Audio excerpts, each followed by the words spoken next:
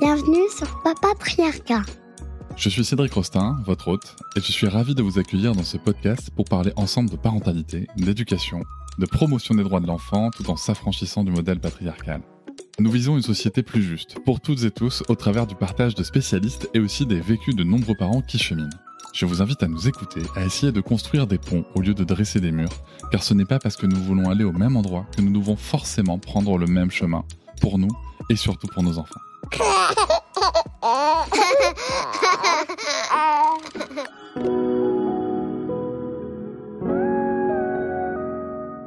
Ici, l'humour pouvait nous aider à aborder plus sereinement la parentalité et les étapes de nos vies. Dans cet épisode de Papatriarcat, je suis heureux de recevoir Elodie Da Silva. Elodie Da Silva est une mère dévouée d'un adorable garçon de 5 ans. En tant qu'entrepreneuse accomplie, elle a fondé l'application innovante Cool Baby Academy, conçue pour enseigner avec une touche d'humour, et développe maintenant un nouveau projet vidéo pour accompagner parents et enfants, le monde d'Even. Elle a développé une grande communauté sur les réseaux sociaux sur lesquels vous pouvez la retrouver. Ses messages sont souvent légers, tout en renfermant toujours une signification profonde. Sa capacité à allier humour et profondeur lui permet de toucher et d'inspirer son public jusqu'à la scène. Elodie est actuellement en tournée dans toute la France et sera au Casino de Paris le 13 avril 2025 pour son spectacle Tempête émotionnelle. Plus d'informations sur son site www.elodiedasilva.com. Avec Elodie, nous avons exploré des thèmes aussi variés et riches que la déconstruction des modèles parentaux traditionnels, l'importance de l'écoute émotionnelle et l'humour comme outil de résilience et de transmission. Nous avons également répondu à des questions poignantes telles que comment la maman solo qu'elle est a-t-elle forgé sa vision unique de la parentalité et comment l'humour peut-il transformer nos expériences de vie en puissantes leçons pour nos enfants. Cet échange est une véritable plongée dans la quête d'une parentalité authentique et bienveillante où rire et sérieux s'entrelacent pour délivrer des messages profonds.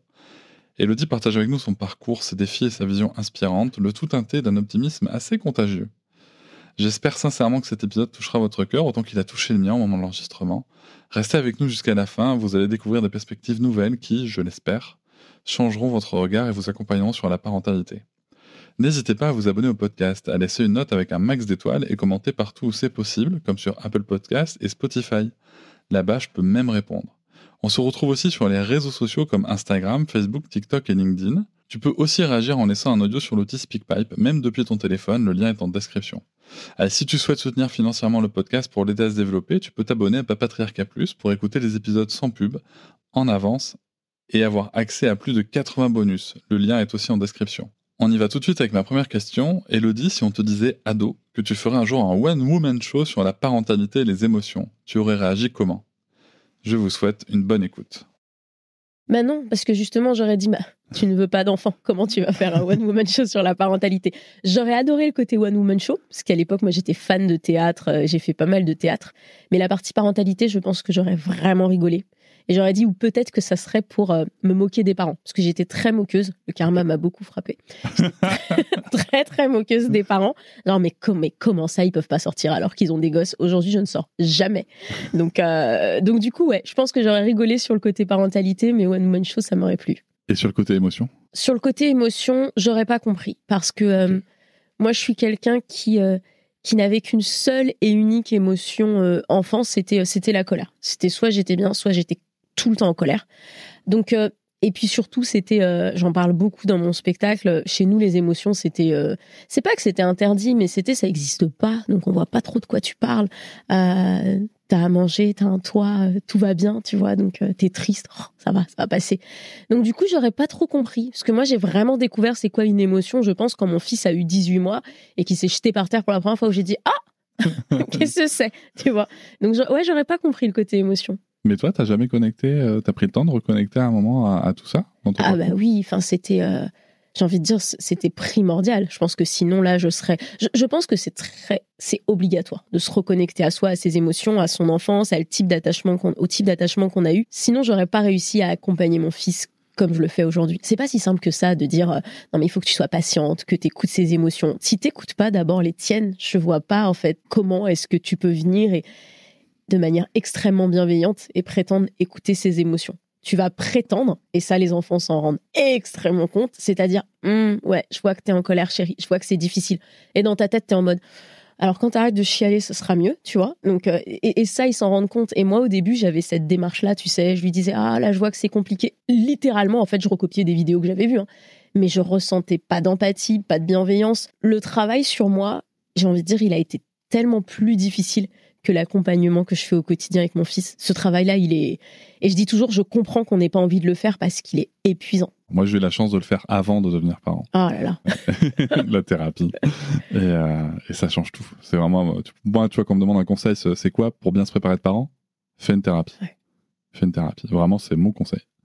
Bon, j'en donne pas souvent des conseils, mais celui-là, je le donne. Tu as eu plusieurs vies professionnelles dont j'ai parlé dans l'introduction avant de monter sur scène. Est-ce qu'il y a un fil rouge qui les relie toutes ? Ah oui, le fil rouge, il est extrêmement simple. C'est juste, j'ai toujours mis en avant mon bonheur. Et ça, j'ai eu la chance d'avoir un père qui m'a toujours dit, le travail, ça va prendre littéralement 90% de ta vie. Tu rentres le soir, tu dors. Donc, il faut que tu aimes ton travail et que tu l'embrasses. Et donc, du coup, le fil rouge, ça a été ça à chaque fois. C'est qu'à chaque fois que je me suis plus sentie à ma place ou que j'ai senti que ça devenait assez difficile au quotidien d'aller au boulot. Mais quand j'étais consultante informatique, littéralement, un lundi, j'ai ouvert les yeux et j'ai dit, mais plus jamais, en fait. Et je suis pas retournée. Et mon boss, à l'époque, un Italien, Matteo, m'avait dit, mais on fait pas ça, on part pas du jour au lendemain. Et en fait, ouais, le fil rouge, ça a été le bonheur. Et petit disclaimer, je sais que c'est très facile à dire comme ça, mais quand on a eu un père qui nous a modelé ça toute notre vie, qui a toujours travaillé pour être heureux, quitte à faire des trucs vraiment pas glorieux, ou quitte à faire des trucs où tu regardes et tu dis, mais qui vraiment faire ça ? Quitte à prendre des risques de malade alors qu'il avait 3 enfants. Et ben en fait, quand tu as eu ce modèle-là, et ben c'est hyper facile en fait. Donc, on m'a toujours dit, le jour où j'ai fait ma première date à La Cigale, parce que je l'ai fait toute seule, j'ai booké la salle toute seule, c'était écrit réservé par Elodie Da Silva, et on m'a dit, mais et s'il y a personne ? Et en fait, mais ça m'inquiétait pas une seconde, pas dans le sens où j'allais remplir, mais j'étais en mode, mais s'il y a personne, on fera le meilleur pique-nique que La Cigale a connu, en fait. On va s'asseoir sur scène. Et en fait, mon père, il m'a toujours inculqué ça, tu vas te planter, en fait. Et tu vas te planter, et 10 ans plus tard, tu vas tellement rire, mais tu vas te planter. Si tu commences à avoir peur du plantage, tu vas rien faire. Donc du coup, moi, il y a plein de trucs que je fais où on me dit tu vas te planter. Tu vois, on m'a toujours dit, non mais attends, faire un one-woman show pour les parents qui aiment pas sortir, qui ont pas envie. Mon premier, il était sur les 0-3 ans. On m'a dit, c'est la période où les parents sortent plus. Tu vas te planter, en fait. Bah, quand tu crois, tu sais, en la mission et quand tu te dis, mais moi, j'ai envie de kiffer quand même, bah, c'est plus facile, tu vois. Et donc, et il y a plein de trucs où je me suis plantée, hein, mais il y aura toujours ce... Je préfère dire je me suis plantée plutôt que, tu sais, ma grand-mère, il y a beaucoup de choses où elle dit oh, j'aurais dû. Cette phrase, elle me terrorise. Le j'aurais dû, il me terrorise. Je comprends. Tu sais, ça me fait penser à cette phrase. C'est mieux de demander pardon que d'avoir des regrets, tu vois. Ouais. Mais je trouve que dans la vie, dans les projets qu'on peut avoir, bah, c'est mieux de se dire j'ai échoué et j'ai appris plutôt que de dire j'aurais aimé tester, tu vois. Je pense que c'est important. Là, tu me parles beaucoup de ton papa. Ta maman joue un rôle dans le... Ma maman, non. D'accord. Ma mère, elle a toujours été, et je pense que ça vient de ça, ma mère a toujours été quelqu'un de très... et j'ai aucune amertume, et ça fait partie du travail que j'ai fait quand on en parlait, j'ai aucune amertume pour ma mère. Là où tu m'aurais parlé il y a 10 ans, je t'aurais dit, mais alors je peux pas l'avoir. Enfin, j'ai pas d'amertume, je pense qu'elle a fait avec les outils qu'elle avait, et je pense qu'elle a eu une enfance très dure, et du coup, c'est quelqu'un qui a... En fait, les émotions, ça la dépasse, mais vraiment, ça la dépasse. C'est quelqu'un qui est extrêmement impassible, où tu peux un petit peu pleurer devant elle et puis il n'y a rien qui va se passer. Et du coup, je ressens limite un peu de peine et beaucoup d'empathie pour elle, parce que ça doit vraiment pas être facile. Donc, c'est jamais quelqu'un vers qui je me suis tournée quand ça allait pas. Tu vois, je me rappelle, à un moment, j'ai vécu une rupture horrible lorsque j'étais aux États-Unis. Et la personne que j'appelle à 2h du matin, c'est mon père. Et malgré le fait que les émotions aussi, lui, ça le dépasse, bah, le lendemain, c'est lui qui est dans l'avion et il vient. Et alors, il essaye de te changer les idées avec sa façon un peu maladroite, tu vois, mais il est là. Donc... mais faut pas pleurer non plus sur son épaule. Il y a quand même les actes derrière. Voilà, c'est ça. Et donc, c'était sa façon à lui, en fait, tu vois, de montrer. Mais ouais, ma mère, c'est très compliqué. Et aujourd'hui encore, j'essaye, tu vois, de l'approcher avec ça, mais c'est pas facile. Mais par contre, je vois qu'elle... peut-être que c'est parce qu'elle sait que je suis un dragon si elle le fait pas, mais avec mon fils, elle s'en sort super bien. Elle prend le temps, elle l'écoute. S'il dit qu'il veut pas, elle laisse. Là où moi, si je disais que je voulais pas faire la bise ou dire bonjour, je peux te dire que je devais le faire quand même. Mais là, avec mon fils, ouais, elle laisse, elle écoute, elle le laisse vraiment vivre, quoi. C'est plus facile. Peut-être que parce qu'elle n'a pas la pression, du coup, de devoir rendre des comptes sur l'éducation de cet enfant-là. Chez les grands-parents, il y a souvent ça, quoi. Ah, mais clairement, là, des fois, je la regarde, je lui dis, mon fils, quand il est avec ma mère, il se nourrit de gaufres au Nutella. Je lui dis, tu sais que c'est pas une bonne idée. Oui, mais il aime. D'accord. Donc, et pourquoi moi, j'en avais pas? Ah non, mais c'est clair, là où nous, c'était, non, chocolat, c'est pas bon pour la santé. Enfin, tu vois, donc c'est marrant. Et d'un côté, je trouve ça hyper cool qu'il ait l'occasion de faire ça avec elle, parce qu'avec moi, c'est pas possible. Donc... Oui, mais c'est aussi ça, les grands-parents. C'est des parenthèses de liberté, parfois de laxisme un peu, qu'il n'y a pas à la maison. Et ça peut être chouette aussi, tu vois. C'est ça. Donc, tant mieux. Puis ça permet aussi de recentrer. Ce qui peut être difficile, c'est quand ça dure un peu trop longtemps et qu'on les récupère après, je trouve, et qu'il faut recadrer. Quoi. Ouais, c'est pour ça que je n'ai jamais pris ce risque. Ton approche, elle est assez hybride quand même entre du stand-up et de la transmission de savoir dans ton spectacle. À quel moment as-tu su que l'humour pouvait être un outil puissant pour aider les parents ? Je pense que c'est une vidéo Instagram que j'ai fait qui m'a fait une espèce de révélation. De mémoire, je parlais de, tu sais, cette phrase cliché de si tu le mets pas à la crèche, il sera jamais sociable. Il faut absolument que tu le mettes à la crèche. Et donc, dans ce réel, je démonte cette phrase, mais de manière très humoristique, avec la tante qui te donne son avis, la belle-mère, etc. Et le réel explose. Mais explose, et c'était vraiment le ton humoristique qui passait. Et surtout, le réel fait que j'arrive à capter tout le monde. C'est-à-dire autant les papas que les mamans, que les grands-mères, que les professionnels de la petite enfance. Et là, je me dis, mais en fait, j'ai toujours cru que les messages y passaient beaucoup mieux à travers deux choses, c'est-à-dire à travers le jeu ou à travers l'humour. Donc, j'allais pas faire un gros cache-cache dans La Cigale, tu te doutes bien. Donc, du coup, je me suis dit, bah non, mais en fait, on va continuer, on va creuser cette piste de faire passer les messages avec beaucoup d'humour. Et en fait, dans tous mes réels, il y a ça, c'est-à-dire que j'anticipe aussi beaucoup dans tous les réels les phrases de celle que j'appelle la fameuse Jessica, qui arrive toujours avec son petit commentaire un peu amer. Et à chaque fois, j'ai toujours eu des commentaires, mais extra en fait, mais c'est tellement ça, mais je me retrouve tellement, mais ça me fait tellement rire. Et surtout, je me rendais compte que finalement, après, c'était pas juste ils avaient rigolé, c'est ils avaient vraiment retenu en fait. Donc, ce moment-là, et je me rappelle parce que j'étais en vacances, c'était un mois d'août, quand je fais ce réel-là, je me dis, ok, on va arrêter les réels hyper chiants, on explique des théories hyper chiantes, même si elles sont vraies, et on va essayer plutôt de mettre en scène les choses. En plus, j'adorais, j'allais dire, on le sait. Je sais pas si on le sait quand on n'est pas créateur de contenu, mais au bout d'un moment, faire des vidéos, c'est chiant. Faut vraiment se le dire, c'est très chiant. Mais le faire à travers ce prisme-là de l'humour, ça avait rendu aussi le boulot pour moi hyper agréable. Donc, je vais pas te mentir, je pense que si j'avais gardé les vidéos assez techniques, je sais pas si j'aurais continué, parce qu'il y a eu un moment où je me suis dit, non mais...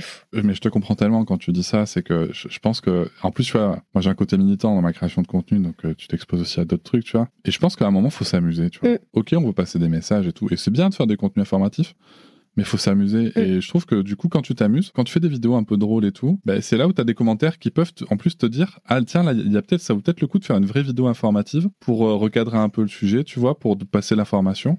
Mais l'important, c'est de s'amuser, je trouve. Tu vois. En plus, tu vois, il y a aussi tout ce côté... tu passes quand même... tu vois, je repense à ta vidéo, là, au moment où on enregistre, il y a très peu de temps, tu as posté une vidéo du jeu de l'appareil photo où il faut échapper à l'objectif. Je trouvais ça formidable, tu vois. Je trouve ça formidable, ça fait de belles images, ça fait un beau moment. C'est beau, et en même temps, si tu veux, ça passe un message, mais sans le dire. Et ça, je trouve que c'est très fin, tu vois, comme création. Mais avec l'humour, il y a toujours ce côté.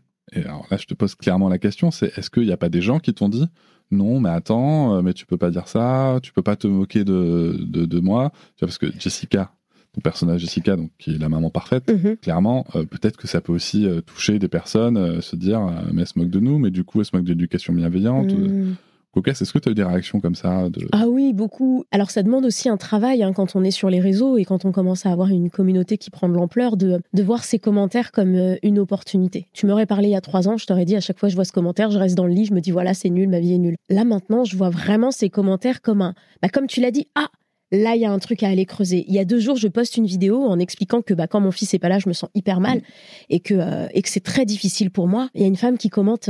Donc, quand on se sent pas mal, ça veut dire qu'on est des mauvais parents. Mais j'ai trouvé ça hyper intéressant, en fait. Et je me suis dit, mais non, mais il faut que j'adresse ça dans ma prochaine vidéo. Donc maintenant, c'est plutôt... Parce que moi, j'accueille tout le monde, tu vois. C'est-à-dire que la fameuse Jessica, c'est très marrant parce qu'elle existe dans ma vie. Donc, c'est... et en fait, on l'aime bien quand même, tu vois. Mais c'est juste que parfois, faut quand même lui expliquer qu'on n'a pas envie de faire comme elle. Mais je trouve ça hyper intéressant et prendre ce recul et dire, en fait, le commentaire qu'on te laisse, il est pas contre toi, il est pas personnel. C'est la personne qui, là, en regardant ta vidéo, ça a été un déclencheur. Moi, j'adore parler des déclencheurs. Et ça a généré une émotion chez elle, en fait, qui est venue générer soit de la frustration, soit de la jalousie, soit de la tristesse. Et je trouve que c'est une opportunité aussi pour ces personnes-là d'aller creuser. Qu'est-ce qui fait que, tu vois, par exemple, quand j'ai accouché, et je sais pas pourquoi Instagram, je pense, a voulu me tuer, me mettait plein de vidéos de fitness de ces meufs qui n'ont pas d'enfants et qui ont des corps parfaits. Quand je commence à penser des choses négatives de ces femmes-là, mais ça veut dire qu'il y a quelque chose qui va pas de mon côté, en fait. Enfin, elle est tranquille en train de faire sa séance de sport. À aucun moment, elle a toqué à ma porte en me disant « Grosse feignasse, maintenant tu vas faire du sport ». C'est qu'est-ce qui fait que moi, devant cette vidéo, en fait, je me mets dans cet état-là, en fait. Donc, maintenant, je le vois plus comme ça. Et j'aime bien rassurer ces personnes-là. C'est-à-dire que je suis jamais dure dans les commentaires. Soit je vais ignorer, parce que parfois, il y a vraiment des choses méchantes, mais dans les commentaires de mamans qui, du coup, vont se sentir... mise à l'écart ou vont sentir qu'elles culpabilisent. J'ai beaucoup d'empathie pour ces personnes et je suis aussi à l'aise à dire aux gens si mon contenu il te fait culpabiliser, c'est qu'il faut pas me suivre en fait, mais vraiment, ou c'est que c'est pas le moment, tu vois, ou c'est qu'il y a peut-être quelque chose à faire avant. Mais si mon contenu te fait te dire j'ai pas le temps de faire l'appareil photo avec mon fils, j'ai pas le temps de j'ai pas l'argent pour lui acheter un trampoline, si mon contenu il te fait générer ces émotions à chaque fois que tu regardes, part en fait, tu vois. Et il y en a, j'ai aucun mal et c'est pas méchant, il y a certaines personnes, je les bloque en fait. Parce qu'il y a une personne, par exemple, je me suis rendu compte que chaque vidéo, ça lui générait des émotions négatives et elle était sous les commentaires. Et moi qui suis là, qui n'ai pas le temps, qui est dans mon canapé, qui mange, et je me suis dit, mais ma pauvre, c'est hyper malsain.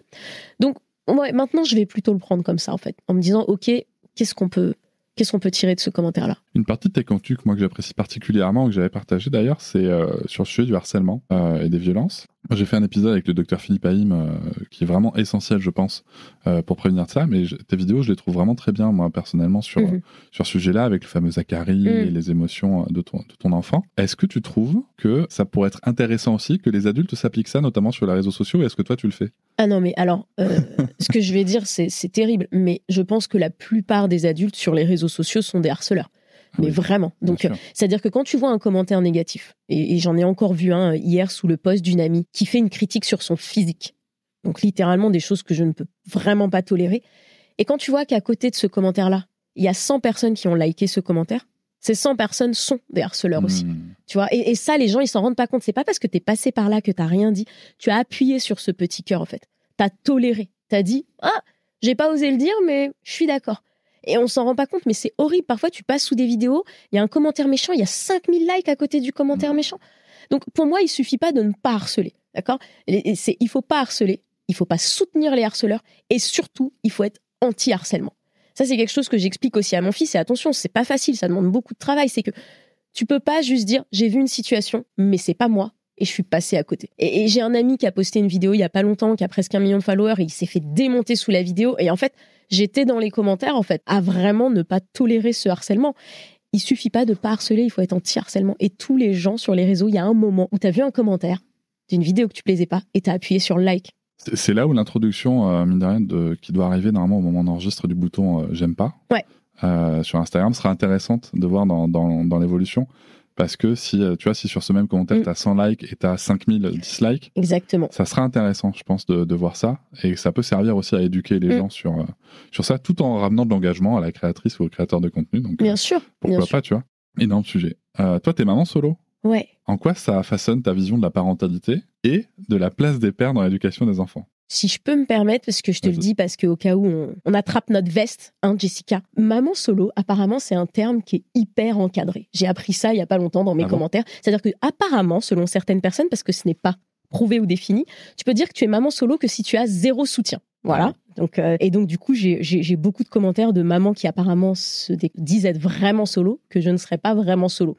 Mais quand tu regardes les définitions, maman solo, selon certains magazines, c'est une femme qui s'occupe de son enfant à 60%. Est-ce qu'il n'y aurait pas beaucoup de femmes en couple qui sont mamans solo, finalement ? mais tu vois, donc voilà, je le dis parce que je sais pas pourquoi ça déclenche beaucoup de colère chez ces femmes qui n'ont pas de soutien, sachant que j'ai la garde à temps plein de mon fils, mais je sais que ça déclenche quelque chose. Donc excuse-moi, est-ce que tu peux redire ta question, Cédric ? Non, mais c'est important ce que tu soulignes. Déjà, le fait qu'il y a beaucoup de femmes en couple qui sont potentiellement mamans solo, ça c'est un débat sur lequel on va peut-être revenir, mais aussi qu'en fait, il y a des mamans solo, tout comme il y a des papas solo. Le seul truc, c'est que aujourd'hui dans la société, il y a plus de mamans solo. Shane Love, qui tient d'ailleurs le podcast Hello Solo, qui s'adresse aux mamans solo, c'est simple, c'est que tu es une maman séparée avec la garde exclusive ou majoritaire. Mais on peut en effet réfléchir à la question, est-ce que je suis maman solo même en étant en couple? Ça, c'est une vraie question qu'il faut se poser. Et c'est pour ça que tu vois, ça, c'est des guerres qui devraient même pas être des guerres. Mais c'est toujours pareil, en parentalité, on travaille le clivage plutôt que le soutien, et c'est compliqué. Même s'il y a des choses, si tu veux, comme des cordons sanitaires qu'on doit préserver, la violence envers les enfants, notamment les châtiments corporels, etc. On ne doit pas avoir de débat là-dessus, je pense, personnellement. Mais pour le reste, il y a des ponts qui doivent se faire au lieu de murs qu'on dresse, et ça, on en manque beaucoup. Mais ma question, du coup, c'était comment est-ce que cette condition de maman solo façonne ta vision de la parentalité? Et, dans un deuxième temps, sur la place des pères dans l'éducation des enfants.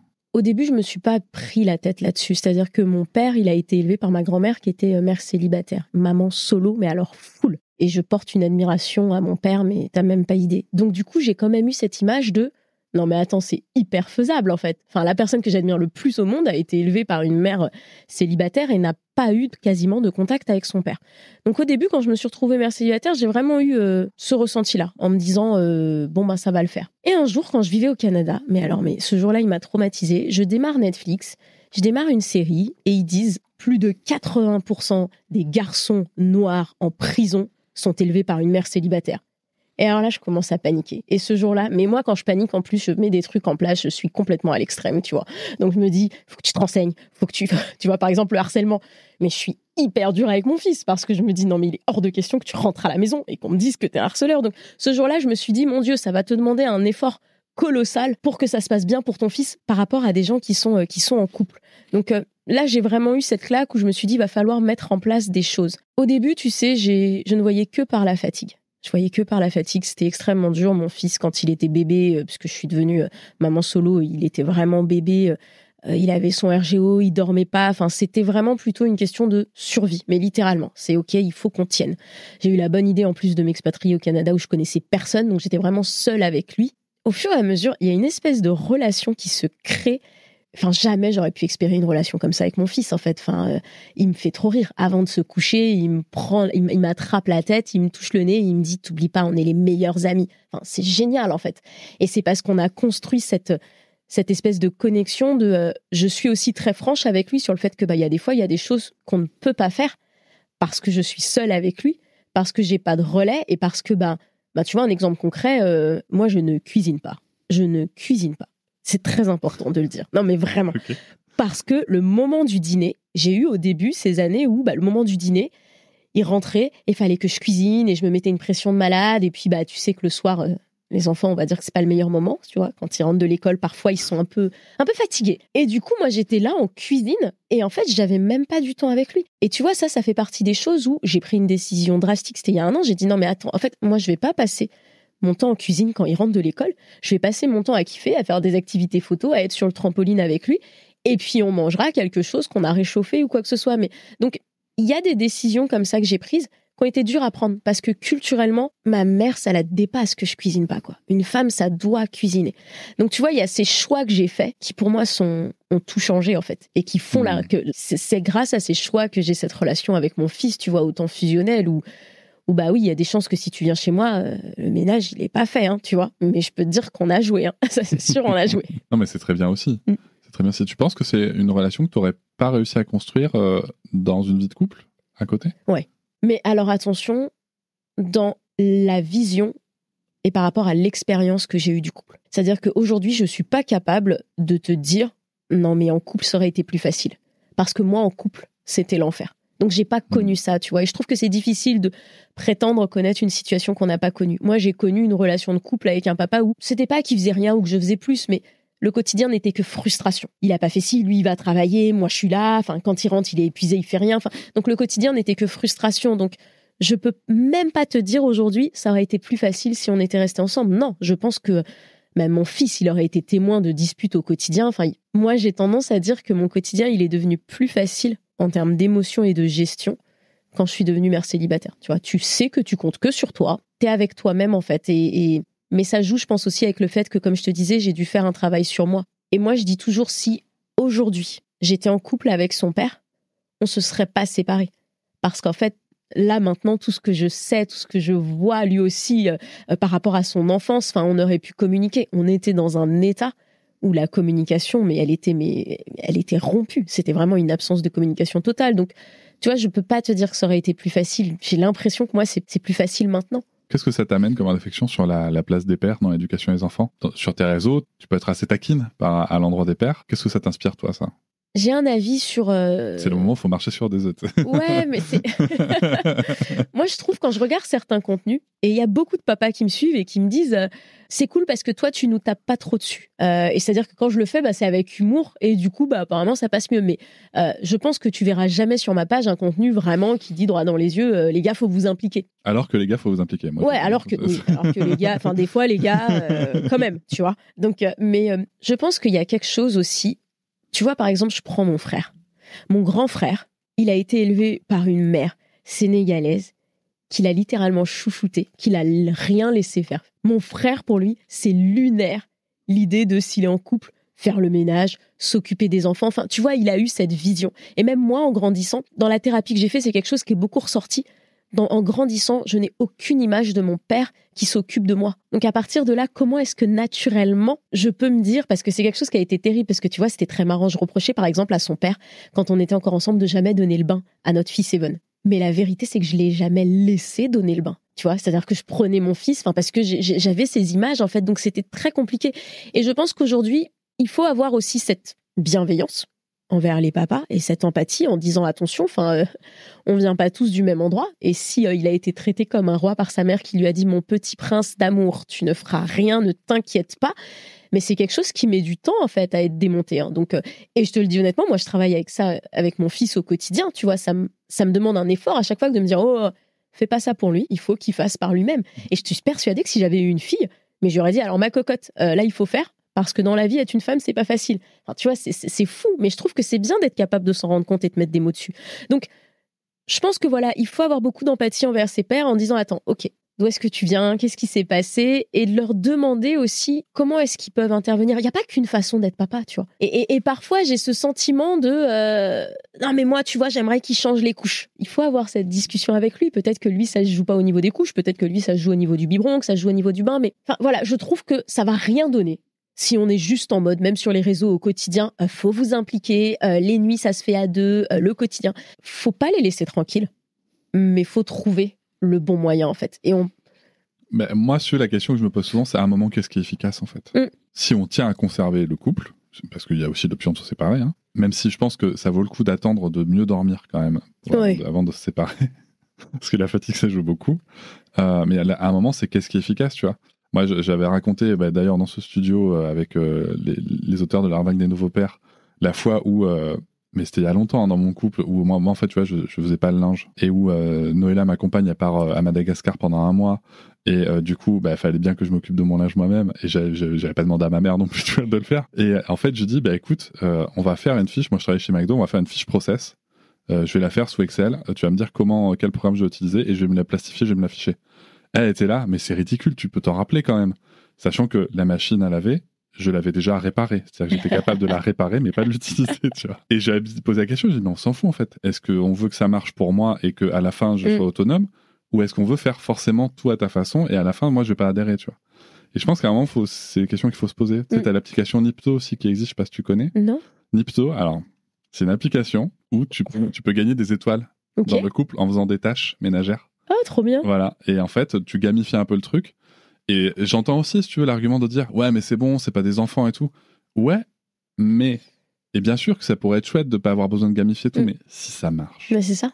À un moment, tu vois. Pareil, sur les casques de réalité augmentée, il y a un gonze aux States qui a développé une appli qui va cartographier. Donc, tu es en réalité augmentée avec un casque de réalité virtuelle.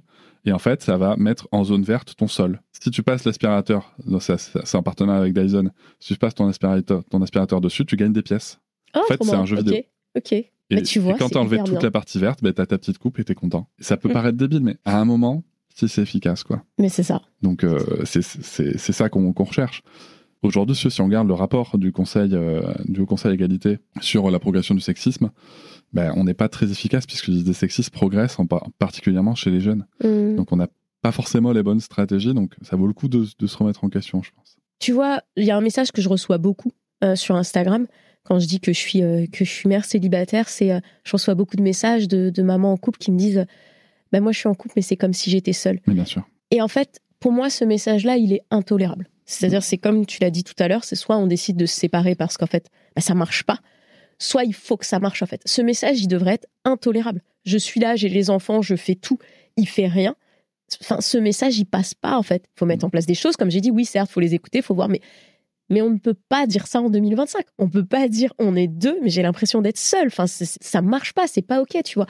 Donc, et en plus, le pire, c'est que ça remet encore, il incombe encore aux mères, du coup, dans ces couples-là, de prendre le sujet. C'est-à-dire, si elles le prennent pas, c'est pas le gars qui va le prendre. Donc, c'est vraiment très dur. Moi, cette phrase que j'ai aussi, que j'entends souvent, mais de personnes séparées, c'est de dire, mais en fait, tu vois, par exemple, on avait un enfant, en fait, je me suis rendu compte que j'avais 2 enfants. En me séparant, je me suis rendu compte que j'avais la charge mentale de 2 enfants et qu'en me séparant, j'ai gagné, en fait, en espace mental, en énergie, etc. Et à l'inverse aussi, c'était, dans ce sens-là aussi, il y a cette phrase, au moment que j'avais entendue dans une interview qui m'avait touché au cœur, c'était de dire, en me séparant de mon mari, j'ai perdu mon mari, mais j'ai donné un père à mes enfants parce qu'en fait, il s'occupait pas des enfants avant. Sûr. Et en se séparant, c'est là qu'il s'est dit, mais en fait, je suis daron. Et ça, le nombre de pères où ça arrive à la séparation, même si dans certaines séparations, en fait, c'est plutôt un enjeu de pouvoir envers la mère, mais bon, c'est pas le débat ici. Voilà, c'est tout à coup, les mecs se découvrent, en fait, je risque de perdre de moins voir mes enfants, donc il faut que je me bouge, quoi. Et c'est dommage d'en arriver là, tu vois, à chaque fois. Ah, mais bien sûr, mais c'est pas encore, en termes de statistiques, tu vois, le nombre de pères qu'on la garde alternée 1 semaine sur 2, etc., ça reste encore très faible. Tu vois, moi, quand je vivais au Canada, c'était quasiment tout le monde. La garde alternée, c'est un peu... Et là, en effet, moi, je connaissais plein d'amis qui me disaient ah non, mais moi, à partir de maintenant, j'ai été père. J'avais jamais changé une couche, j'avais jamais même consolé le soir avant de dormir. Tu vois, quelque chose d'aussi simple que ça. J'avais jamais géré un coucher. Et ça change tout. Et la charge mentale dont tu parles, moi, à chaque fois qu'on me dit est-ce que tu as la charge mentale, je dis toujours mais je crois pas que j'en ai, parce qu'en fait, j'ai connu la charge mentale quand j'étais avec son père. Et là, par exemple, la dernière fois, à l'école, m'envoie un mail et me dit qu'il y a une sortie à la piscine avec la liste des choses à prévoir. Mais tu te rends pas compte le bonheur que de me dire j'ai géré, c'est réglé, plutôt que de me dire attends, j'espère qu'il va voir le mail, on va voir s'il va voir le mail. Attends, on va voir s'il va voir le mail. Il a pas vu le mail, tu vois, il s'en fout, Ça a tout changé, en fait, tu vois. Parce que cette espèce d'attente aussi que tu as envers l'autre, qui d'ailleurs, moi, ça marchait jamais, cette espèce d'attente, parce qu'en plus, tu communiques pas forcément bien. Elle est terrible. Et elle vient mais vraiment te mettre une double charge mentale. Tu vois, moi, je me rappelle des vaccins quand mon fils était petit, où je me disais, j'espère qu'il va se mettre un rappel, j'espère qu'il va s'en souvenir, mais rien du tout. Et finalement, en fait, moi, c'était plus ça. C'était plus l'amertume, l'attente que l'autre le fasse, qui faisait que cette charge mentale, elle pesait énormément sur moi. Là, pour moi, maintenant, mon quotidien, c'est juste une question d'organisation. J'ai reçu le mail, ok, je me le mets dans l'agenda, et c'est réglé, j'attends après personne. Tu vois. Et ça change tout. Parlons un peu des enfants. Dans la société, on attend souvent des enfants qui s'adaptent au monde des adultes et non l'inverse. Tu as sûrement remarqué. Qu'est-ce que ça t'inspire, toi ? Ça m'inspire que... Oui, la question est politique. Ouais, mais tu sais que c'est extrêmement difficile de faire l'inverse. Ben oui. C'est-à-dire que moi, je fais l'inverse, mais c'est parce que j'ai un caractère de... Je vais pas dire le gros mot, ou le jugement des autres dans la rue ou autre, mais je m'en tamponne. Mais je comprends que ce soit extrêmement difficile. Il y a des gens qui ont envie, en fait, de donner cette place à l'enfant, mais qui n'y arrivent pas, ne serait-ce que dans les magasins, etc., en fait, parce qu'ils se disent, mais en fait, on va me tomber dessus. Et on te tombera dessus. Et moi, à chaque fois qu'on me tombe dessus, je pense que les gens regrettent de m'être tombé dessus. Parce que vraiment, c'est quelque chose qui me... Mais c'est extrêmement compliqué. C'est extrêmement compliqué. Ne serait-ce que de... Tu sais qu'il y a des parents qui partent pas en vacances parce qu'ils ont peur de prendre l'avion. Et ils me disent, et s'ils pleurent ? Alors moi, j'ai cette réponse, s'il pleure, il pleure. Vraiment, il pleure, il pleure. Bah ouais, peut-être qu'il va avoir mal aux oreilles, le décalage, le truc, peut-être que ça va le saouler de rester assis 6 heures. Ouais, ça c'est sûr aussi. Tu vois, donc s'il pleure, en fait. Et je comprends pas comment est-ce qu'on veut... moi, tu sais, j'ai vraiment cette notion de... C'est pas nous, le futur, c'est eux. Si t'es là à pas vouloir leur faire de place, je sais pas ce que t'attends. Et on est là avec nos grandes phrases sur « t'as vu cette nouvelle génération ?» Mais est-ce que tu leur as donné les moyens ? Donc moi, je traite mon fils, et ça aussi, ça gêne beaucoup de gens. En fait, on est d'égal à égal. Alors oui, bien sûr, en termes de développement, il en est pas du tout là où j'en suis, ne serait-ce que au niveau de la gestion de ses émotions. Mais si par exemple, je dis, tiens, demain, on va chez mamie, et qu'il a pas envie d'aller chez mamie, mais on a une vraie discussion. Ça veut pas dire qu'on va pas aller chez mamie, tu vois. Mais on a une vraie discussion sur qu'est-ce qu'on peut trouver comme solution, qu'est-ce qu'on peut mettre en place, pourquoi est-ce qu'il a pas envie d'aller chez mamie. Mais il y a pas de, on va chez mamie parce que j'ai dit qu'on allait chez mamie. Tu vois, cette phrase, moi je l'ai trop entendue enfant, tu vois. Pourquoi maman ? Parce que je l'ai dit. Ah, d'accord. Donc, ils doivent pas s'adapter, mais je pense que c'est extrêmement difficile et ça demande des couilles énormes que de pas suivre la société là-dessus, mais vraiment énorme en fait. Il y a un vrai sujet de tyrannie de la norme sur là-dessus, et puis c'est tellement confortable et sécurisant aussi de se conformer à la norme sur ces sujets-là, et on voit bien aussi que ça déstabilise vachement, tu vois, on parlait tu disais, ouais, ces nouvelles générations, tu vois, on voit là bien que les entreprises ont du mal avec la Gen Z. Ben oui, parce qu'en fait, la Gen Z, dans beaucoup de cas, ils n'ont pas envie de faire un taf de merde, payer de misère, et pour en plus pas être respectés, quoi. Je veux dire, faire un taf alimentaire, il y a plein de gens de la Gen Z qui ont compris. Ils voudraient juste qu'on les respecte à minima dans ces conditions de travail qui sont déjà difficiles, alors que d'autres générations ont accepté d'être maltraitées, d'être harcelées au travail, d'être harcelées sexuellement parfois au travail, etc. Ben là, non, c'est fini. Et il faut qu'on s'adapte. Et tant mieux. C'est comme une belle évolution. Bien sûr. Mais il y a encore beaucoup de chemin. Tu vois, quand je suis arrivée tout à l'heure ici pour l'enregistrement du podcast, en t'attendant, il y avait trois jeunes hommes qui doivent avoir maximum 26 ans, qui expliquaient qu'ils sont scandalisés par la façon dont une de leurs amies élève son enfant.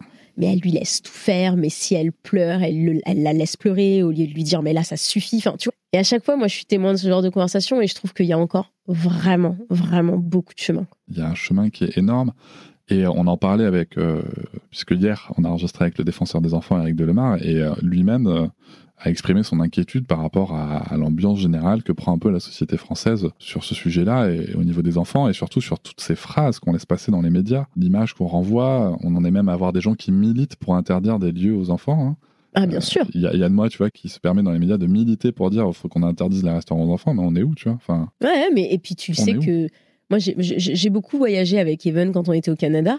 Le nombre d'endroits où on n'a pas pu rentrer parce que j'étais avec un enfant, c'est un truc de malade. Et même quand je vivais dans le sud, le nombre d'endroits où t'es pas la bienvenue.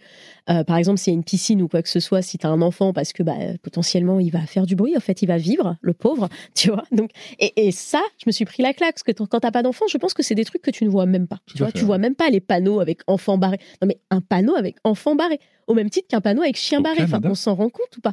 Donc, non, quand on a voyagé, donc c'était aux États-Unis ou en France, en fait, aussi. Okay. Donc, un panneau avec enfant barré, enfin, je sais pas si on se rend compte que normalement, tu fais un panneau avec un chien barré. Enfin, je sais pas. Et ça me paraît lunaire, en fait. Alors, je comprends qu'ils ont peut-être vécu des expériences traumatisantes avec des enfants qui faisaient beaucoup de bruit dans la piscine, tu vois, mais c'est des choses qui me dépassent. Repartons un peu sur l'humour, parce qu'il y a beaucoup d'humour, justement, qui tourne autour des enfants, mais souvent en les caricaturant, tu vois, sur les caprices, les pleurs, le chaos ambiant. Qu'est-ce que tu en penses de cet humour? Ça t'amuse? Ça te dérange? Est-ce qu'on peut en rire, pas en rire? Comment est-ce qu'on peut l'amener? Déjà, j'ai vraiment des questions reloues. Hein, ouais, non, mais en fait, ce qui me fait rire, c'est qu'en fait, j'ai jamais vu ce type de vidéo parce que la première chose que je dis, et c'est un choix que j'ai fait quand je me suis mis sur les réseaux, c'est que je ne consomme pas les réseaux. C'est-à-dire que je poste et je m'en vais. Parce qu'en fait, j'ai beaucoup de mal. J'ai beaucoup de mal et puis j'ai beaucoup de mal aussi à rester impassible face à certaines vidéos et pas aller dans les commentaires donc c'est quelque chose qui me convient pas, donc je consomme pas forcément les réseaux. Je suis beaucoup dans mes commentaires à moi, mes messages, à répondre à ma communauté, mais j'ai beaucoup de mal à consommer le contenu des réseaux parce que et on va pas rentrer dans le détail là-dessus, mais c'est en train de prendre une tournure de malade. Là, on voit bien ce que Mark Zuckerberg a annoncé sur le fait d'enlever tout ce qui est fake news, d'enlever certains contrôles sur le harcèlement, le racisme. Enfin, c'est en train de devenir très compliqué. Mais il veut remettre du masculin, en fait. Tu vois. Ah bah bien sûr. Ah oui, bien sûr, il faut, tu vois. Donc on s'en rend pas compte. Tu vois, j'ai jamais été sur X parce que, enfin, non mais franchement quoi, non mais la plateforme de la haine, tu vois. Il va jamais. Non mais voilà, c'est que je me dis mais, enfin, on peut pas. Et puis alors la tournure que ça prend avec Elon, mais tout ça pour dire que il y a beaucoup de choses qu'il faut pas prendre des réseaux, tu vois. Et alors, si là, j'imagine, tu vois, une vidéo où quelqu'un... Alors, la première chose, tu vois, que moi, j'ai jamais accepté pour prendre mon expérience, c'est qu'on m'a toujours dit, est-ce que tu peux filmer ton fils pendant une vraie tempête émotionnelle pour qu'on voit ce qui se passe et comment tu gères? Mais ça va pas. On va où? Enfin, tu te rends compte de ce que tu es en train de me demander? Tu veux que je le filme à un moment où il est vulnérable, en difficulté? Il a rien demandé? C'est hors de question, en fait. Donc, déjà, ça, c'est quelque chose qui me met mal à l'aise. Pareil, et puis moi, tu vois, en plus, moi, ce que je réponds, tu vois, en fait, c'est juste, je n'y penserai pas, en fait. Toute mon attention est focalisée sur la gestion de cette crise, en fait. Pas sur allumer mon téléphone. Enfin, oui. Non, mais enfin, ça, tu vois, ça, c'est des choses qui me dépassent. Donc, nous, avec Evan, ce qu'on va faire, c'est que, vu qu'il sait que je fais de la scène, du coup, on fait beaucoup de théâtre ensemble, donc on s'amuse à faire des mises en scène. Tout dépend le propos que tu vas servir, tu vois. Si tu essayes de mimer une tempête émotionnelle d'un enfant et que ton propos, après, c'est d'expliquer ce qui se passe dans son cerveau, d'expliquer comment tu peux venir interagir avec lui et comment tu peux communiquer, c'est cool. Je trouve vraiment que c'est cool. Et parfois même, tu sais, moi, j'ai découvert la tempête émotionnelle quand j'ai eu un enfant. Pour moi, j'avais les phrases de mes parents quand un enfant crie dans un magasin, mais il est juste mal élevé, en fait, tu vois. Donc, tout dépend de l'angle que tu prends. L'autre chose, par contre, que je trouve qu'on montre pas assez, c'est la réalité de nous, en tant que parents, de ces moments où c'est trop, où on a envie de perdre patience, où il faut qu'on s'isole, où il faut que... Ça, c'est intéressant à montrer, tu vois. Ça, c'est intéressant à montrer que, bah oui, au bout d'un moment, quand tu fais les courses avec ton fils et que c'est la 72e fois qu'il te demande s'il peut avoir un iced tea et que tu dis, mais ça fait quand même 72 fois que je dis non, ça, c'est hyper intéressant de dire, bah, comment est-ce que tu réagis pour rester calme, pour pas péter les plombs. Ça, c'est des choses intéressantes. Donc, tu vois, ma réponse, ça va être tout. C'est quoi ton objectif? Si ton objectif, c'est de te moquer, ça me va pas.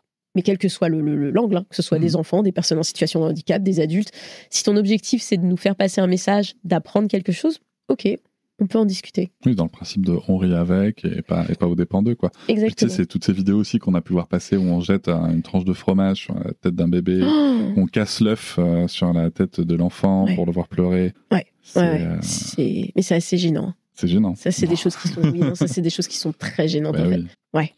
Et est-ce qu'à l'inverse, il y a des représentations des enfants dans l'humour, ou la culture peut-être, qui selon toi mériteraient d'être plus mises en avant, tu vois, des choses où parfois on n'ose pas parce que c'est les enfants, alors qu'en fait, si c'est cool aussi de les voir dans ces situations-là.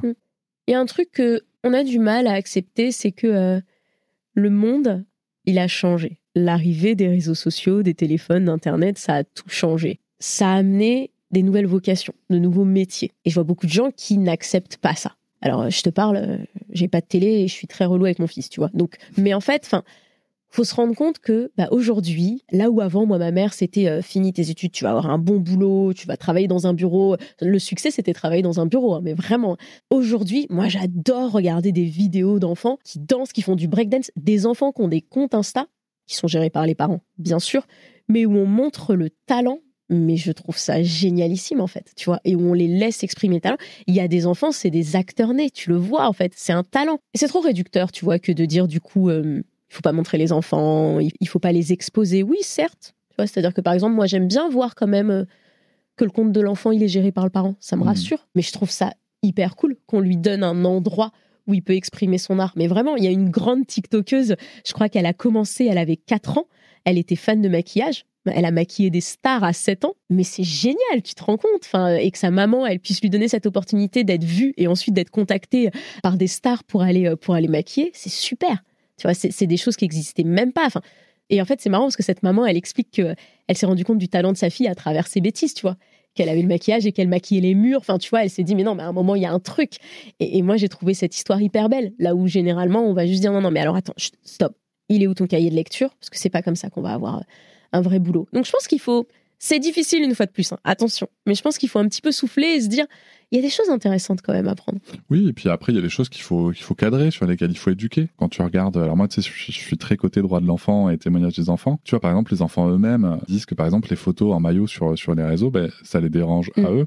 Et on connaît bien le danger de ce genre de photos, tu vois, le bain, etc. Se posera toujours la question, hein, tu vois, à 4 ans, à 5 ans, etc., de consentement par rapport au droit à l'image, etc. Bon, c'est là où la responsabilité parentale intervient. Mais en termes de droit, c'est vrai que la question se pose, mais c'est une question qui mérite débat, et ça, c'est pas moi qui le dis, encore une fois, c'est Éric Delemare que j'ai reçu hier. C'est une question dont on doit débattre. Mais à partir du moment où c'est fait, tu vois, pour faire ça, parce que tu vois, on parle de ça, mais moi je pense à Simone Biles aussi, qui a pu diffuser, même quand elle était très jeune, quand elle était encore enfant, des vidéos d'elle, gymnaste et tout. Mais combien de petites filles noires vont pouvoir, tu vois, moi vivant en France, dans le paysage français de la gymnastique, combien de petites filles noires vont pouvoir se dire, à commencer par ma fille, ça m'émeut gavé d'en parler là, ma fille pendant les JO sur un écran géant, tu vois, ça m'émeut beaucoup. On faisait un brunch, il y avait un écran géant avec Simone Biles, et elle m'a dit, mais t'as vu papa là, ce qu'a fait la dame? Je fais oui. Et elle m'a dit, mais elle est noire. Ben oui, ma chérie, bien sûr, tu vois, c'est aussi con que ça. Et ma fille est métisse. Donc ça l'a touchée, tu vois. Et je pense qu'il y a aussi, tu vois, des enjeux qui nous dépassent, qu'on est dans certains niveaux de privilège et tout, qu'on comprend pas. Tu vois, pareil, est-ce que montrer le quotidien d'un enfant qui possède potentiellement une maladie, etc., parce qu'il y a d'autres familles qui vont pouvoir s'y retrouver, s'y raccrocher, ça peut être intéressant. C'est pas juste une question d'image de l'enfant, tu vois. Et voilà, bon, bref. Et je pense aussi que parfois partager des bonnes astuces, quitte à montrer un peu la vie des enfants, je pense que ça peut aussi permettre à ce qu'il y ait moins de violence dans les foyers quand on montre dans le concret comment ça peut se passer, tu vois. C'est pour ça que je comprends aussi, tu vois, la demande qu'on peut nous faire de ton fils en crise, on aimerait bien le voir et tout. oui, mais non. Enfin, en tout cas, oui, voilà. Ni toi ni moi, mais il y a des gens qui le font et c'est très bien. Faut se demander toujours... et alors, le mot est grand, mais où est ma mission ? Tu vois, depuis que j'ai commencé ces vidéos sur le fameux Zachary, mais alors, j'ai l'habitude Il existe vraiment, Zachary ? Oui. Ok. C'est pas son prénom, parce que je suis pas folle. Mais il existe vraiment, en fait. Et quand j'ai commencé ces vidéos, alors j'ai la chance qu'on me reconnaisse parfois dans la rue, on m'arrête. Et quand j'ai commencé ces vidéos, je me rappelle, j'étais à Ikea, et il y a des enfants qui m'ont arrêtée. Et il y a une petite fille de 9 ans qui m'a dit, en fait, grâce à toi, j'ai pu parler à ma maman. Oui. Mais alors, bah oui, je suis ravie d'avoir filmé cette séquence avec mon fils au tableau. Enfin, tu te rends compte, en fait, ça va bien au-delà de ça, en fait. Et aujourd'hui, je reçois des messages, mais au quotidien, de parents qui me disent, purée, maintenant, le but, c'est pas de donner la solution. Le but, c'est de commencer des conversations, tu vois, avec le monde d'Even que j'ai créé autour de ça. Le but, c'est de commencer des conversations à table. Et il y en a plein qui m'ont dit, honnêtement, j'avais pas les outils. Et juste mettre ta vidéo, ensuite on a mis stop. Et ça a lancé une conversation. Et j'étais même pas consciente de ce que ma fille ou mon fils pouvaient vivre à l'école, en fait. Et c'est pas qu'on est des mauvais parents, en fait. C'est juste que c'est vraiment ça. Tu sais, il y a des choses en tant que parent, on se rend compte de l'enjeu, on se rend compte des difficultés une fois qu'on les vit. Tu m'aurais parlé il y a 3 ans. Le harcèlement, ça ne me parlait pas, en fait. J'étais plutôt dans des problèmes de RGO, tu vois. Mais le harcèlement, ça me parlait pas. Quand mon fils a commencé à le vivre, mais je t'ai dit, moi, je vis les choses à l'extrême, donc j'ai été dévastée. Je me suis dit, voilà, on va tous mourir. Et en fait, je me suis dit, mais il faut absolument que je trouve des solutions. Et puis, alors, je me suis dit, mais en plus, c'est un vrai sujet. C'est un vrai sujet. Et quand j'ai vu les commentaires, c'est un vrai sujet. Donc, tu vois, quand tu vois que la mission, c'est ça, que tu commences à avoir des enfants qui s'identifient, des parents qui t'arrêtent. Encore à l'aéroport, il y a 2 jours, là, quand j'allais en Italie, il y a une maman. Mais vraiment, il y a une maman dans la salle d'attente qui vient me voir et qui me dit, alors ma fille, elle est assise là-bas, elle va vous faire coucou, elle n'ose pas vous parler, mais elle veut juste vous dire merci. Ah, mais c'est bon, tu m'as même pas fait ma journée, tu m'as fait mon année. Enfin, c'est réglé, c'est génial. Oui, tu vois bien, c'est ça. Et puis en plus, c'est vrai que ces outils-là, tu vois, notamment sur le sujet de violence comme le harcèlement, donc j'envoie les gens voir mon épisode 125 avec le docteur Philippe Haïm, mais tu vois, par exemple, donc on parle du jeu de l'idiot, qui est un super outil, mais le nombre de retours que j'ai eu, pareil, et puis de parents, en fait, qui aussi parce que tu as ce sentiment essentiel face à des sujets comme ça, d'être impuissant. Et tout à coup, tu reprends en pouvoir, tu vois, tu reprends en puissance sur le sujet, que ce soit les parents comme les enfants. Et ça, je pense que c'est essentiel. D'ailleurs, tu parlais de ta plateforme Le Monde d'Even, c'est ça ? Ouais. Tu peux nous expliquer rapidement ce que c'est ? En fait, une fois que j'ai commencé ces vidéos sur Instagram avec mon fils, avec le tableau, et en parlant de Zachary, où j'ai vu que, alors le truc, il a pris une ampleur de fou. Et à la base, je comptais pas le poster. Je l'ai mis en story parce que c'était un moment le soir où il m'explique ce que le fameux Zachary lui a fait. Je lui dis, attends, viens, on va prendre le tableau et puis je vais t'expliquer. Et je le mets en story. Déjà, faut avoir un tableau chez soi. Donc, ouais, j'adore. Moi, je suis très organisée, on a plein de tableaux. Donc, je me suis dit, je vais lui expliquer. Et j'ai vu le truc a explosé. Donc, je me suis dit, je vais le mettre en post, ça a explosé. Je me suis dit, je peux pas en rester là. En fait, ça va, c'est le début de quelque chose et c'est énorme. Donc, je me suis dit, bon, il faut qu'on trouve un format court qui plaise aux enfants avec des mots très simples, qui va faire qu'ils vont se reconnaître, comprendre et aussi qu'on peut regarder en famille, tu vois. Et donc, j'ai créé ces épisodes qui maintenant sont sur YouTube, sur la chaîne du Monde d'Even, où c'est un mix entre dessin animé, et ça a été une grande discussion avec moi-même, parce que sachant que mon fils ne regarde pas la télé, pas de dessin animé, donc je me suis dit, mais là, c'est pas, ça m'a paru comme une évidence, tu vois. Je me suis dit, mais non, mais voilà. Tu crées quelque chose. Ça. C'est très différent quand même. Ouais. Là, t'es dans l'usage de l'écran, tu vois. T'es pas dans la passivité face à l'écran, tu vois. Et c'est ce que je me suis dit. Je me suis dit, à partir du moment où, alors bon, j'ai fait beaucoup de recherches là-dessus, respecter les couleurs, pas aller sur la surstimulation, respecter le rythme. Le dessin animé est très lent, tu vois, c'est pas la patte patrouille où t'as l'impression que tu vas mourir d'un choc tellement ça va vite. Et alors je me suis dit, on va mêler les deux, on va garder le format très court, on va utiliser des mots très courts. Et surtout, tu vois, j'ai eu des commentaires de gens qui m'ont dit, tu vois, à un moment, ça m'a dérangé que Evan y réponde si. J'aurais aimé qu'il réponde ça. Et c'est pas la réalité, en fait. Un enfant, il va pas te répondre. Oh oui, j'ai compris, la résilience, c'est hyper important, maman. Bah non, enfin, tu vois, c'est ça aussi, en fait. Il y a un moment. Sauf chez Jessica. Non, mais voilà, c'est ça. Non, mais il y a un moment, est-ce qu'on peut rester réaliste, en fait, tu vois. Bien sûr, donc, bien sûr. Donc, je me suis dit, il faut qu'on garde ce contenu réaliste. Il faut qu'on fasse un truc très court où on va passer des messages à chaque épisode. Et tu vois, pareil, ça a ouvert des portes. J'ai été contactée après par des associations sur le handicap qui m'ont dit, est-ce qu'on peut faire un épisode? Mais alors, 1000 fois oui. Moi, j'ai ma petite sœur qui est en situation de handicap. 1000 fois oui, tu vois. On m'a contacté aussi des associations. Est-ce qu'on peut faire un épisode sur le racisme? Donc, et c'est vraiment, le but des épisodes, c'est vraiment, ok, je mets play, on le regarde ensemble, je le redis. Ces épisodes ont vocation à être regardés ensemble et pas à dire, tiens, regarde, je vais kiffer au spa. Non, on le regarde ensemble parce que c'est pas moi, tu vois, il y a beaucoup de gens aussi qui m'ont dit, j'aurais aimé que ça dure plus longtemps, que tu répondes à telle ou telle question. ces épisodes, ils n'ont pas vocation à remplacer les parents. Vraiment, c'est très important. Donc, Oui, bien sûr. donc on a commencé, j'ai engagé une conversation, ensuite tu m'époses et tu discutes avec ton enfant. Tu sais ce que c'est d'avoir des enfants, tu ne peux pas couvrir toutes les questions. Chaque enfant va avoir ses questions. Tu vois, quand je vais faire l'épisode sur le racisme, je suis persuadée que ta fille va avoir des questions complètement différentes de celles de mon fils. Donc, il faut aller creuser là-dessus. C'est vraiment un projet qui me tient à cœur. C'est que le début du Monde d'Even, mais j'ai hâte qu'il prenne une plus grosse ampleur. Et en tout cas, il va prendre un ton très militant contre le harcèlement parce que je me rends compte aussi qu'il y a beaucoup de professionnels qui n'ont juste pas les outils. C'est pas qu'elles veulent pas. C'est qu'elles n'ont pas les outils, en fait. Et c'est là où, en fait, je dis toujours aux gens, attention, quand on me dit, oui, la maîtresse, elle fait rien. Est-ce que la maîtresse, elle a des outils ? Disons qu'aujourd'hui, comme dans beaucoup de sujets sur le service public, il y a une exigence de résultats, mais il n'y a pas de questionnement sur les moyens. Donc, alors que sans moyens, on va pas faire grand-chose. Bien sûr. Au contraire, on coupe des budgets.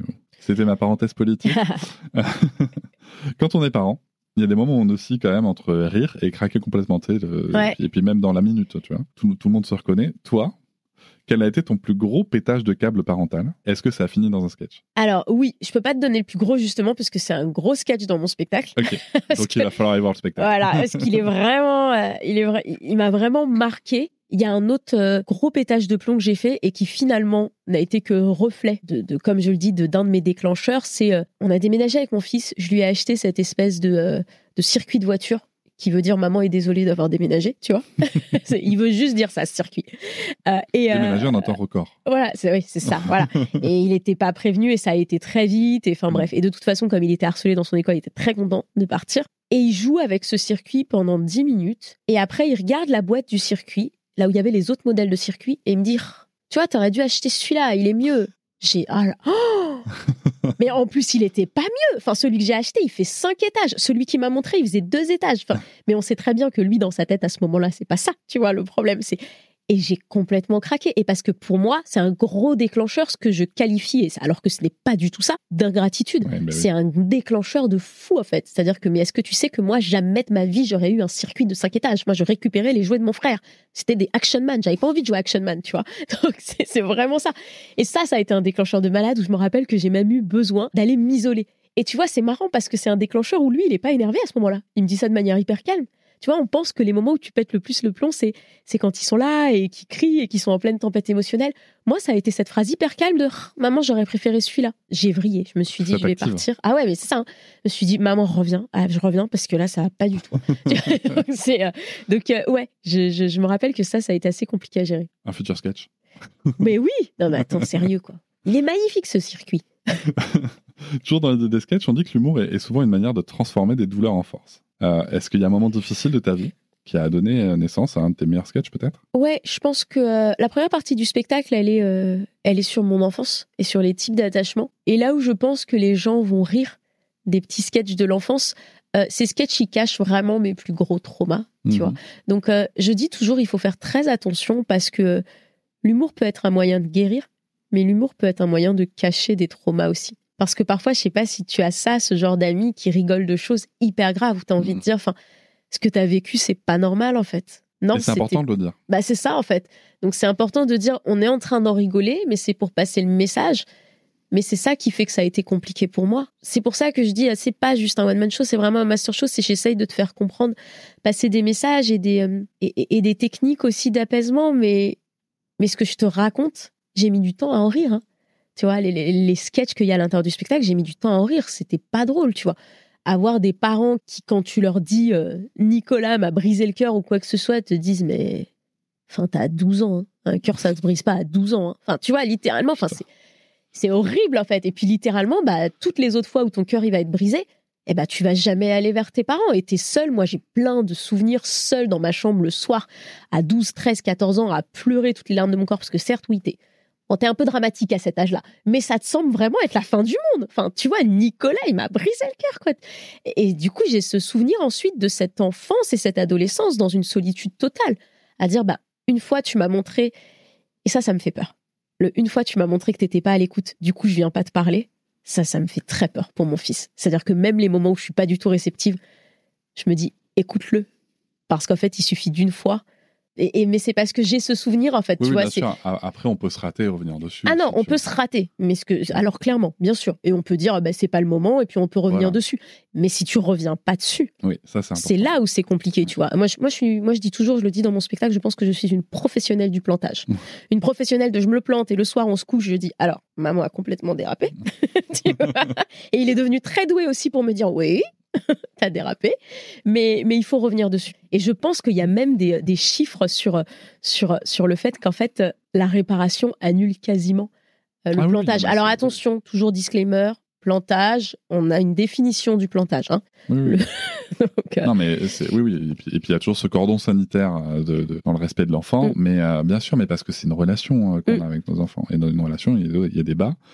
Et en effet, la réparation peut totalement annuler, voire même avoir l'effet inverse, c'est-à-dire en faire quelque chose de très positif. Bien sûr. Donc c'est vraiment essentiel de revenir. Bon, on discute bien. J'ai une dernière question pour toi, mais pas forcément la plus évidente.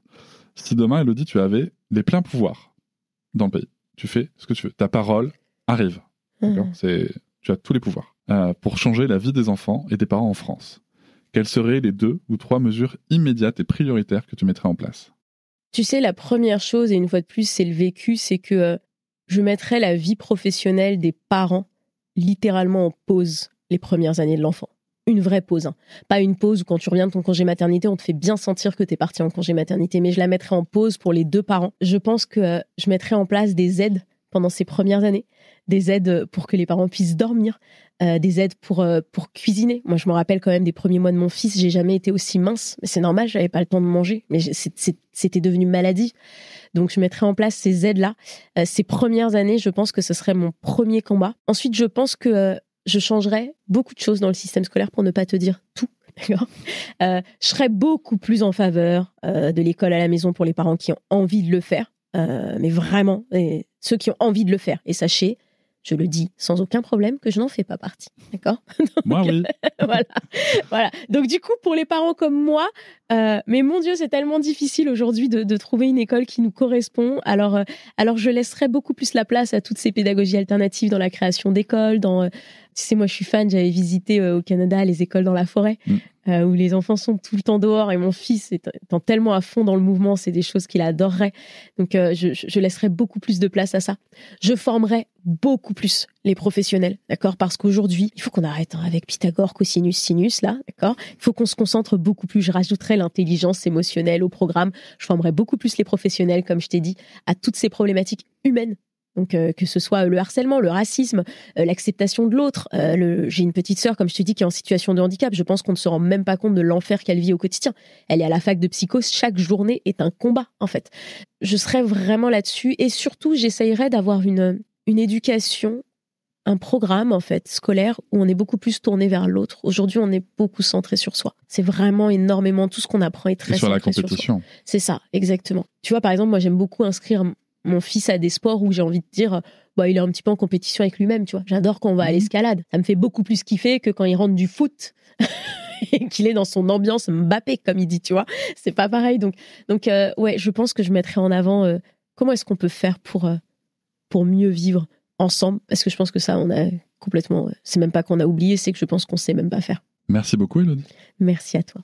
Je vous remercie de m'avoir écouté. Je vous invite à vous abonner au podcast sur votre plateforme préférée et à me retrouver sur Instagram, TikTok, Facebook et sur le blog papatriarca.fr. À bientôt.